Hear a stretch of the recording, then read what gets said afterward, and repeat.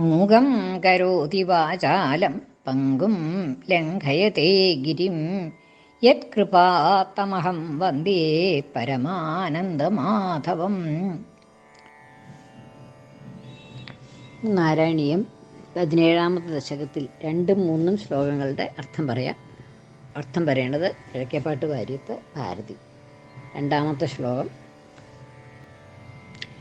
അംഗേപിതു സുരുചിപുത്രകമുത്തമന്തം ദൃഷ്ട്വാ ധ്രുവക്കില സുനീതിസുതോധിരോക്ഷ്യൻ ആചിക്ഷിപേ കില ശിശു സുതരം സുരുച്യ ദുസ്സന്ധ്യജാ ഖലു ഭവവിമുഖൈരസൂയ.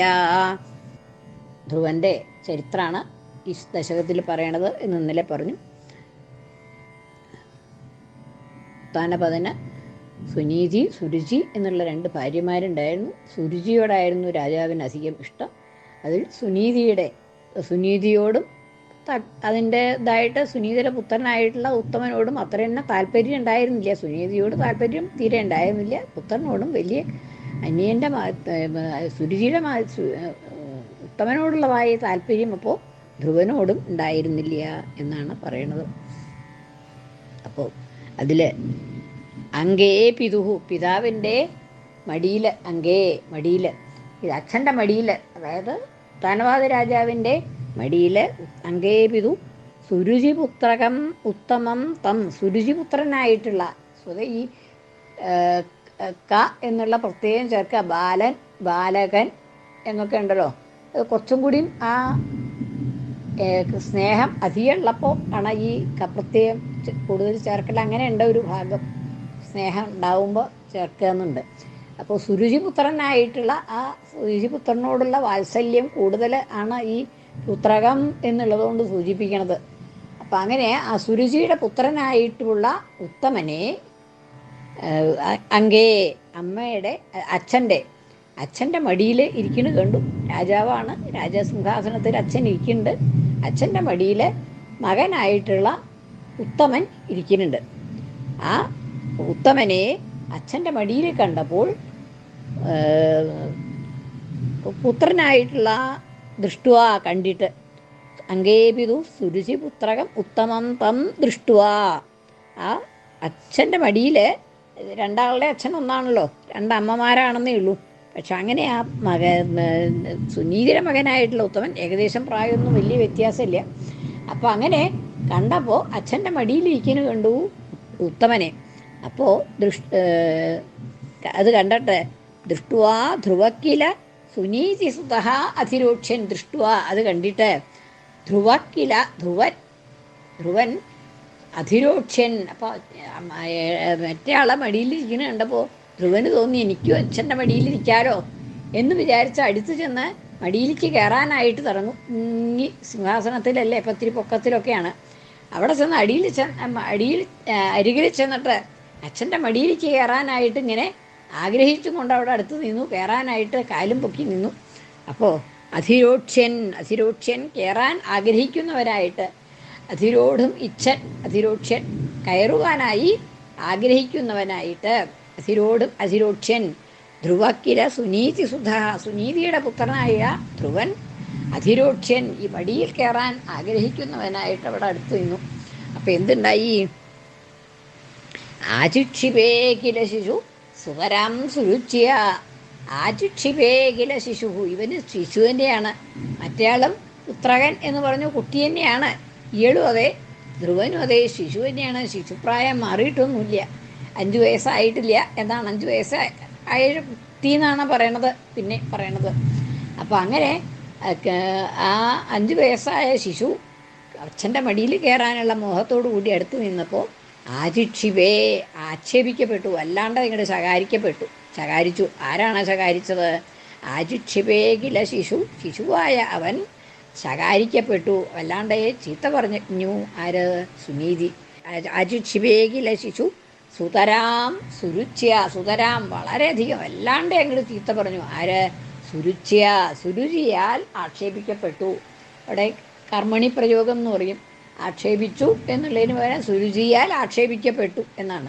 സുരുച്യ ആചിക്ഷിപേ, സുരുചിയാൽ ആക്ഷേപിക്കപ്പെട്ടു. സുരുചി ഈ ധ്രുവനെ വല്ലാണ്ട് ഇങ്ങോട്ട് ശകാരിച്ചു.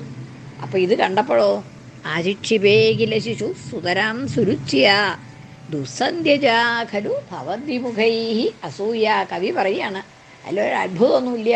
ഭവദ്വിമുഖൈ, അങ്ങയിൽ വിമുഖന്മാരായിട്ടുള്ളവർക്ക്, അതായത് അവരവരുടെ സൗന്ദര്യം, സ്ഥാനം ഒക്കെ അതിലൊക്കെ ഭ്രമിച്ചിട്ടുണ്ടെങ്കിൽ ഭഗവാനെക്കുറിച്ച് ഭക്തി ഇല്ലാണ്ടാവും, അത് കുറയും.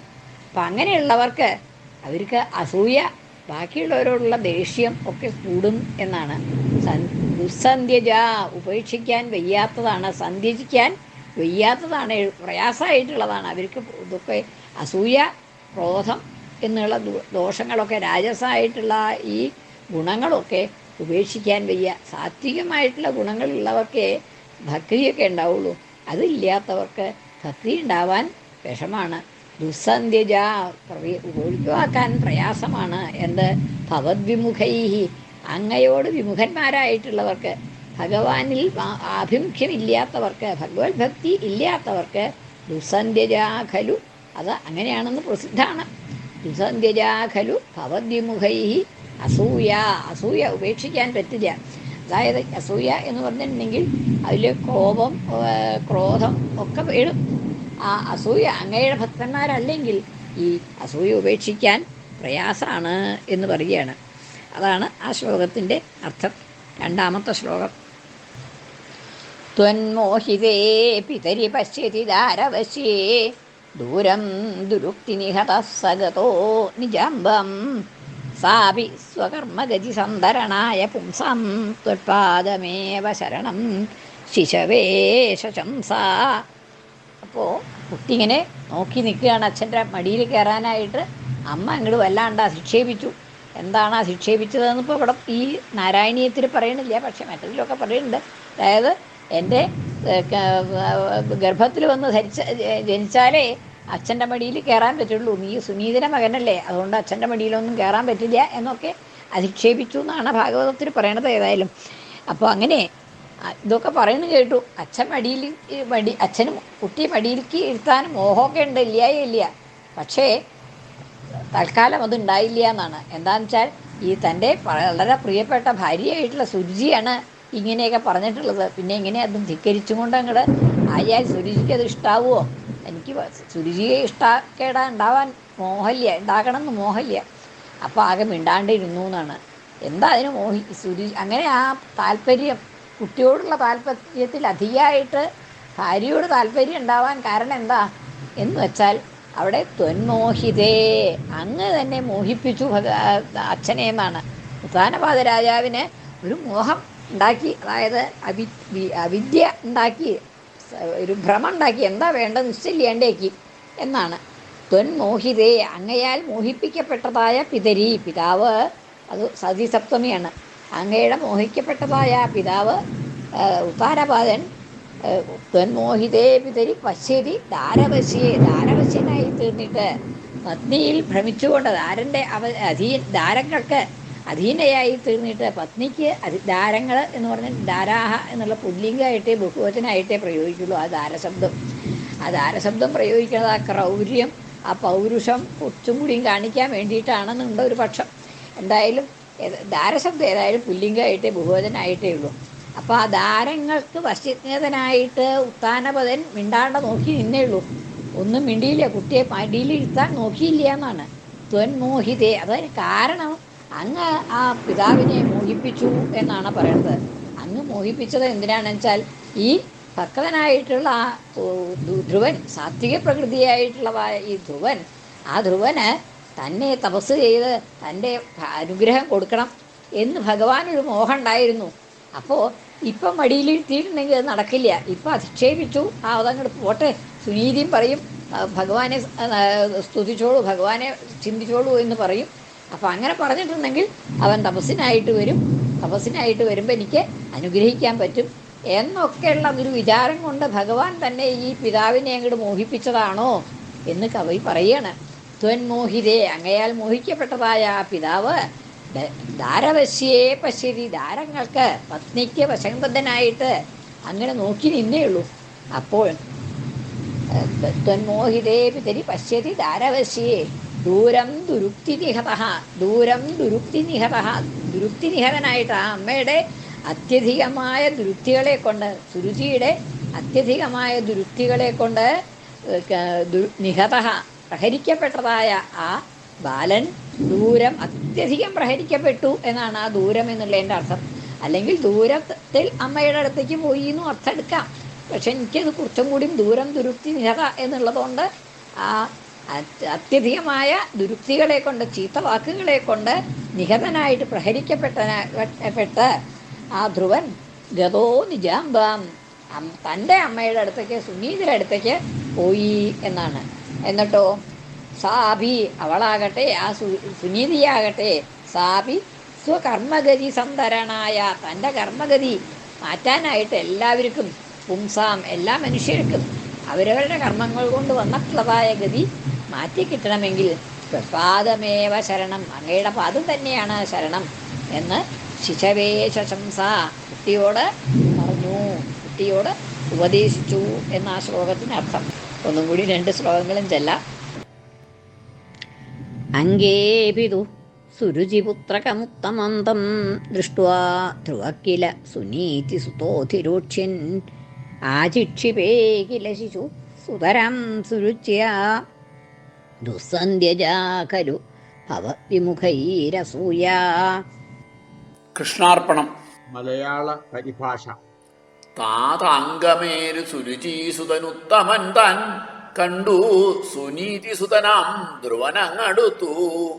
കോപിഷ്ഠയാം സുരുചിയാ ധ്രുവനെ കയർത്തു. ലോകർക്കസൂയ വളരും തവ ചിന്ത വിട്ടാൽ. ത്വന്മോഹിതേ പിതൈ പശ്യതി ദാരവശ്യേ ദൂരം ദുരുക്തിനിഹതഃ സഗതോ നിജാംബം സാപി സ്വകർമ്മഗതി സന്തരണായ പുംസാം ത്വത്പാദമേവ ശരണം ശിശവേ ശശംസ. കൃഷ്ണാർപ്പണം. മലയാള പരിഭാഷ. ഭാര്യാവശൻ ജനകനോ തവ മായമൂലം കണ്ടിട്ടിരുന്നു ശിശുവിന്നഥതാപമേറി. തന്നമ്മ മുന്നിലഥ തേങ്ങി പറഞ്ഞു മാതാ മർത്യന്നു മോക്ഷഗതി നിൻ പദപൂജ മാത്രം. സർവത്ര ഗോവിന്ദനാമ സങ്കീർത്തനം. ഗോവിന്ദ ഗോവിന്ദ.